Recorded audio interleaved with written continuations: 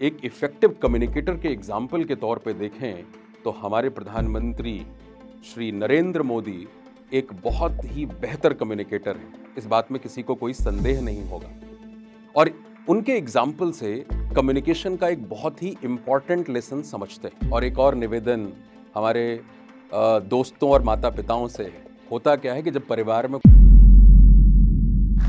Hello everyone, my name is Satyendra Tiwari and I have been associated with professional training and coaching industry for over a decade. I'm a certified corporate trainer. My expertise into NLP and mind mapping. I have trained up to the mid-management level of the companies like Tata Power, HCL, SBI, BPCL. These techniques are used to enhance the overall performance and productivity of organizations and individuals as well. My job includes to help out lots of students, even thousands of students who are preparing for different competitive examination, namely CAT, GMAT, UPSC, banking, and SSC. So, in a nutshell, I am a human capital management professional. I love to help out people and organizations in realizing their potential. अभी वर्तमान में मैं career will के साथ जुड़ा हुआ हूँ और जो भी स्टूडेंट्स अलग अलग गवर्नमेंट सेक्टर एग्जाम्स की प्रिपरेशन कर रहे होंगे उन्होंने करियर विल का नाम जरूर सुना होगा। मैं करियर विल का फाउंडिंग फैकल्टी हूँ, ये सौभाग्य मुझे प्राप्त हुआ। यानी करियर विल ऐप पे जो पहली पेन चली थी वो मेरे हाथों से ही चली थी अक्टूबर 2018 में और ये जर्नी तब से चल रही है। सो अलग अलग कॉम्पिटिटिव एग्ज़ाम्स के एस्पिरेंट्स को हेल्प करने का जो सिलसिला है वो आज से करीब करीब 10 साल पहले शुरू हुआ था डेडिकेटेड तरीके से। मैं उस समय कॉर्पोरेट ट्रेनिंग के असाइनमेंट्स ले रहा था, लेकिन उम्र बहुत कम थी और ऐसे समय में सीनियर लोगों को विश्वास दिलाना कि मैं उनके काम के सेशंस उनके साथ कर सकता हूँ, थोड़ा मुश्किल हो रहा था। तो इसीलिए मैंने सोचा कि क्यों ना एक ऐसी ऑर्गेनाइजेशन के साथ काम किया जाए जहाँ एक रेगुलरिटी भी रहे और मुझे जो कुछ आता है वो मैं इम्पार्ट भी कर सकूँ, वैल्यू एडिशन भी कर सकूँ और मुझे थोड़ी रेगुलर इनकम मिलती रहे। तो इसलिए टाइम ऑर्गेनाइजेशन जो आप सब जानते हैं देश का बहुत ही प्रीमियर इंस्टीट्यूशन है जो कैट और जीमेट जैसे एग्ज़ाम्स की ट्रेनिंग देता है। मैंने उनको अप्लाई किया और अप्लाई किया था मैंने बैंकिंग के एस्पिरेंट्स को पढ़ाने के लिए, क्योंकि मुझे लगा कि जितनी इंग्लिश मुझे आती है वो बैंकिंग एस्पिरेंट्स के लिए काफ़ी होगी। मैंने 2 क्लासेस लीं और 2 क्लासेस के बाद एचआर की टीम से मुझे कॉल आया और उनका कहना यही था, मुझे आज भी याद है, कि sir you are not a banking material, you are a CAT material. ये शब्द था उनका। और उन्होंने मुझे लगता है आई थिंक 1.5 से 2 महीने के अंदर मुझे कैट के बैचेस में डाल दिया। वहाँ पे जर्नी बहुत ही इंटरेस्टिंग रही। सो दोस्तों, मेरी जो स्कूलिंग हुई वो हुई सरस्वती शिशु मंदिर। आप में से बहुत सारे लोगों ने ये नाम सुना होगा। ये विद्या भारती अखिल भारतीय संगठन का संस्थान का ये स्कूल है और सौभाग्य से इस संस्थान का जो सबसे पहला स्कूल 1952 में स्थापित हुआ था, वो हुआ था गोरखपुर में। सरस्वती शिशु मंदिर, पक्की बाग, गोरखपुर। और मैं वहाँ का स्टूडेंट रहा। 5वीं कक्षा तक मेरी पढ़ाई उस स्कूल से हुई और उसके बाद 12वीं तक की जो पढ़ाई है वो भी शिशु मंदिर में ही हुई। मीडियम डेफिनेटली सीबीएसई बोर्ड था, लेकिन 10वीं तक का जो माध्यम था पढ़ाई का वो हिंदी ही था। सो टिपिकली मैं एक हिंदी माध्यम स्कूल से ही आता हूँ और मुझे ये लगा कि ये बताना ज़रूरी इसलिए है कि जब कम्युनिकेशन की बात आती है तो बहुत सारे लोग यही एक्सक्यूज़ देते हैं कि मैं हिंदी माध्यम से आता हूँ और हिंदी माध्यम से आना उनके लिए एक बैरियर होता है, जबकि मैं ऐसा बिल्कुल भी नहीं मानता। मेरी पढ़ाई 10वीं तक हिंदी माध्यम में हुई और इवन सीबीएसई बोर्ड में 10वीं में मेरे इंग्लिश में 93 मार्क्स भी थे और संस्कृत में भी 97 थे। तो इसीलिए भाषा पे अगर आपकी कमांड है तो आप जनरली ये पाएंगे कि अगर किसी की एक भाषा पे कमांड है तो उनकी बाकी भाषाओं पे भी रहती है, क्योंकि भाषाएं भी आपस में कनेक्टेड हैं और एक भाषा के पूरे भाव को दूसरी भाषा में पहुंचाना भी अपने आप में एक बड़ा ही चैलेंजिंग काम है। इसीलिए ट्रांसलेटर्स की हमें डेफिनेटली इज्जत करनी चाहिए। So now let's understand the importance of communication skills. आज के समय में कम्युनिकेशन स्किल और ज़्यादा महत्वपूर्ण क्यों हो गए हैं, थोड़ा इसके डायनेमिक्स को समझते हैं कॉन्टेक्स्ट में डाल करके। अगर आप देखें तो दुनिया में एक शिफ्टिंग हमें दिखाई दे रही है और चाइना के एक कंपैरिजन में इंडिया को पूरी दुनिया देख रही है। डेफिनेटली जनसंख्या में हमने चाइना को क्रॉस कर लिया है, लेकिन जहाँ तक स्किल्स का मामला है, इकोनॉमिक स्केल का मामला है, वहाँ पे अभी बहुत ही ज़्यादा स्कोप है। अगर हम बात करें चाइनीज़ लोगों की, तो उसमें से 90% लोग जनरली चाइनीज़ बोलते हैं और जब पूरी दुनिया भारत को एक ऑप्शन के तौर पे देख रही है, तो हमें स्किल्ड होना होगा और हमारे पास जो पावर है, वो है इंग्लिश लैंग्वेज की। क्योंकि हमारा जो यूथ है, वो इंग्लिश बोलता है, समझता है, जानता है, लेकिन बोलने वाले एस्पेक्ट पे थोड़ा-सा काम हमें और करना है। जैसा कि आप सभी को इंग्लिश पढ़ने में भी कोई दिक्कत नहीं है, समझने में भी दिक्कत नहीं है, दिक्कत आती है बोलने में। यस और नो? लेकिन जब हम इंग्लिश स्पीकिंग की प्रैक्टिस शुरू करते हैं, तो फिर हम इंग्लिश को पढ़ना ही शुरू करते हैं। आप बहुत सारे इंस्टीट्यूट्स में देखा होगा जा करके वहाँ पे वही टेंस वाले सेंटेंसेस फिर से लिखाए जाते हैं। तो भाई दिक्कत है बोलने में, पढ़ तो आप बचपन से रहे थे, टेंस की क्लासेस तो आप बचपन से लगा रहे हैं। यानी जहाँ पे बीमारी है, वहाँ पे काम नहीं हो रहा। सो कम्युनिकेशन स्किल आपकी अगर बेहतर होगी, इंग्लिश स्पीकिंग बेहतर होगी, तो हमारे पास बेहतर अपॉर्चुनिटीज़ होंगी। बहुत सारे लोग ये आर्गुमेंट देते हैं कि नहीं मातृभाषा पे कमांड होनी चाहिए, बिल्कुल होनी चाहिए सर। मातृभाषा हमारी जड़ है, लेकिन इस ग्लोबलाइज्ड वर्ल्ड में जीने के लिए हमें अपने रेंज का विस्तार करना है और अंग्रेजी भाषा आपके उस रेंज को बढ़ाती है। और ख़ास तौर से जिस करंट कॉन्टेक्स्ट की मैंने बात की, जब एक ऑप्शन के तौर पे हमें देखा जा रहा है, तो बार-बार चर्चा इसी बात की होती है कि जो हमारा यूथ है, उसके पास स्किल्स की कमी है। और स्किल्स को हम प्राइमरीली 2 कैटेगरीज़ में डिवाइड करते हैं। एक होती है आपकी हार्ड स्किल्स और दूसरी होती है सॉफ्ट स्किल्स। और अगर दुनिया भर की स्टडीज़ आप देखें, तो आपको ये मिलेगा कि जो हार्ड स्किल्स है, उनका आपकी सक्सेस में योगदान शायद 15 से 20% हो, लेकिन सॉफ्ट स्किल्स का योगदान 75 टू 80% हमें देखने को मिलता है। बिकॉज़ अगर आपके पास नॉलेज है, ज्ञान है, लेकिन वो ज्ञान सामने वाले तक आप पहुँचा ही नहीं पा रहे, तो सामने वाला कोई अंतर्यामी थोड़े ही है कि उसे पता है कि अच्छा आपके पास बहुत ज्ञान है। इसके लिए आपको एक इफ़ेक्टिव कम्युनिकेटर बनना होता है। और अगर एक इफ़ेक्टिव कम्युनिकेटर के एग्ज़ाम्पल के तौर पे देखें, तो हमारे प्रधानमंत्री श्री नरेंद्र मोदी एक बहुत ही बेहतर कम्युनिकेटर हैं। इस बात में किसी को कोई संदेह नहीं होगा।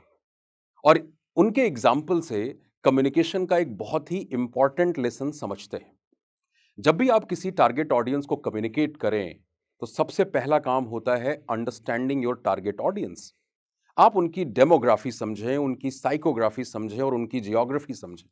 और मोदी जी के एग्जाम्पल से आपको साफ नजर आता है, वो जब भी किसी राज्य में जाते हैं, तो वहाँ की भाषा में उद्बोधन करते हैं, प्रणाम करते हैं, नमस्कार करते हैं, हेलो बोलते हैं। उनकी वेशभूषा भी कम्युनिकेट करती है, क्योंकि एक रिलेटेबिलिटी होना बहुत जरूरी है। अगर आप अपने टारगेट ऑडियंस के साथ अपनी फ्रीक्वेंसी मैच नहीं कर रहे, तो शायद आप बड़ी महत्वपूर्ण बात कह रहे हों, लेकिन वो सामने वाले को समझ में ही नहीं आएगी। जैसा कि पिछले 10 साल के एक्सपीरियंस में मुझे देश के लगभग हर एक राज्य से स्टूडेंट से, विद्यार्थियों से मिलने का मौका मिला और मेरे काम ने मुझे मौका दिया 15 साल से लेकर के 55 से 60 साल तक के लोगों से मिलने का। यहाँ पे डेफ़िनेटली डिफरेंट डेमोग्राफ़ीज़ के लोग हैं। तो जो एक चीज़ मैंने ऑब्ज़र्व की कि ख़ास तौर से जो हमारी हिंदी भाषी राज्य हैं, आप बात करें उत्तर प्रदेश की, बिहार की, झारखंड की, छत्तीसगढ़ की, राजस्थान की, हरियाणा की, यहाँ के बहुत सारे युवा अपने हार्ड स्किल्स में तो बेहतर हैं। उनकी अपने हार्ड स्किल्स पे कमांड बहुत बेहतर है, बट दिक्कत आती है उनको कम्युनिकेशन में। काबिलियत होते हुए भी वो अपनी बात नहीं कह पाते और अगर इस मेरी बात ने आपके दिल के तारों में झंकार पैदा की हो, तो कमेंट सेक्शन में ज़रूर बताइएगा, ये दिक्कत है या नहीं है आपको? तो भाई इस गरीबी को क्यों बनाए रखें? If we take the examples of our leaders जो कि पब्लिक डोमेन में रहते हैं, अब जैसे आप एग्जांपल के लिए हमारे प्राइम मिनिस्टर मोदी जी का ही एग्जांपल लें। He comes from Gujarat and that reflects in his speaking, particularly when he's speaking English. If you take the example of our former Prime Minister Dr. Manmohan Singh, he comes from Punjab, that is evident from his speaking. If you take the example of our former President Dr. Pranab Mukherjee, he comes from Bengal, that is evident in his English speaking. तो मैं बस आपको ये समझाने की कोशिश कर रहा हूं कि भाषा बहुत डीप डाउन इनग्रेन्ड होती है हमारे अंदर और इसका एग्जाम्पल हम सभी के आसपास है। और दूसरी तरफ एग्जाम्पल उन कॉल सेंटर्स एंड बीपीओस का भी है जहां 15 दिन के अंदर आपको अमेरिकन एक्सेंट, आपको ब्रिटिश एक्सेंट में इंग्लिश बोलनी सिखा दी जाती है। तो इसका मतलब ये टास्क मुश्किल बिल्कुल नहीं है। बट जो बीपीओ और कॉल सेंटर वाली इंग्लिश है ना, वो लिमिटेड है, वो सिर्फ एक खास तरह के टास्क के लिए है। हमारी कम्युनिकेशन स्किल बेहतर होने का मतलब ये है कि whatever idea I have in my mother tongue, I should have the ability to put that idea forward in a prominent manner. And if I have the ability to do that, means what? Yes, you are a good communicator. So थोड़ी सी बात मैं अब अपने बारे में कर लेता हूँ। बहुत सारे स्टूडेंट्स का ये सवाल होता है कि सर आप भी हिंदी माध्यम से आपने 10वीं तक पढ़ाई करी, फिर आपके बोलने के अंदर कोई एमटीआई नज़र नहीं आती, आप न्यूट्रल एक्सेंट में कैसे बात कर पाते हो? सो मैं चाहता हूँ कि वो पॉइंट्स आप तक भी ज़रूर पहुँचे।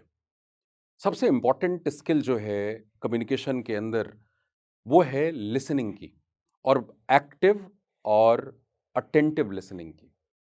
हमें गलतफहमी ये होती है कि communication is all about speaking, but speaking is an output. जैसे कि हर एक सिस्टम में आपको पहले इनपुट देना होता है।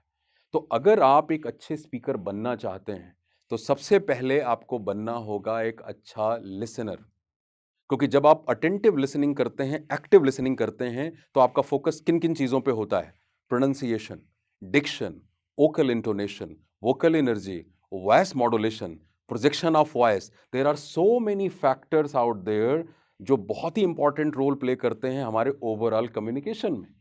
जबकि हम में से बहुत सारे लोगों को ये गलत फहमी होती है कि communication is all about mugging up template sentences, जो कि बहुत सारे सो कॉल्ड स्पीकिंग की ट्रेनिंग वाले इंस्टीट्यूट्स में कराया जाता है। वहां पे हिंदी में लाइन लिखी होती है, फिर उसका अंग्रेजी ट्रांसलेशन आप रट रहे हैं, जो बड़ा ही हास्यास्पद लगता है कि एक 20-22 साल का नवयुवक या नवयुवती किसी सेंटर में बैठ करके वो उन लाइनों को रट रहे हैं। ये क्या दिखा रहा है? रटना हमारे लिए सबसे ज्यादा घातक होता है। और देखो, आज के समय में खास तौर से in the current times when we have this internet and everything, memorization is a vestigial skill. This is no more relevant because whatever information you need, you can get that information just by clicking on Google. तो अब रटने का कि मैंने इतनी dates रट ली, मैंने ये डिटेल्स रट ली, उसका कोई मतलब नहीं है. In the current times, we need those kinds of people who have excellent communication skill, assimilation skill, analytical skills, evaluation skills. हर तरह के ऑर्गेनाइजेशन के लोगों को ऐसे लोग चाहिए. और रटने में क्या होता है? रटने में हमारी सोचने और समझने की क्षमता बिल्कुल धीरे धीरे खत्म हो जाती है. तो इसीलिए कंटेंट ज्यादा महत्वपूर्ण है, कम्युनिकेशन बाद में आता है. क्योंकि जब आप सुनते हैं और पढ़ते हैं तो आपको ज्ञान मिलता है. और जहां तक मेरी बात है, मैं जो आपको कह रहा हूं यहीं से शुरुआत मेरी भी हुई थी. जैसा कि आपको मैंने पहले बताया कि मेरी 10वीं तक की पढ़ाई हिंदी माध्यम से हुई, लेकिन घर में अच्छा माहौल था. पिताजी मेरे बड़े सतर्क थे इन चीज़ों को लेकर के. और इंग्लिश न्यूज़पेपर वीकेंड्स में आया करता था.